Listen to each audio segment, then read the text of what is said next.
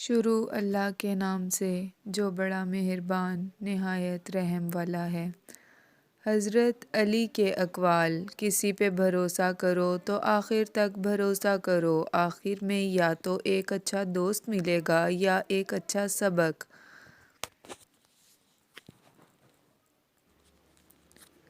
مشکل وقت آ جائے تو کسی کا احسان نہ لو، کیونکہ مشکل وقت 4 دن کا اور احسان زندگی بھر کا ہوتا ہے۔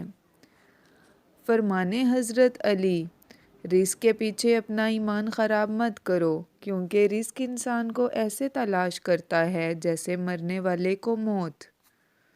حضرت علی رضی اللہ تعالیٰ عنہ: جب تم دنیا کی مفلسی سے تنگ آ جاؤ اور رزق کا کوئی راستہ نہ نکلے تو صدقہ دے کر اللہ سے تجارت کر لیا کرو۔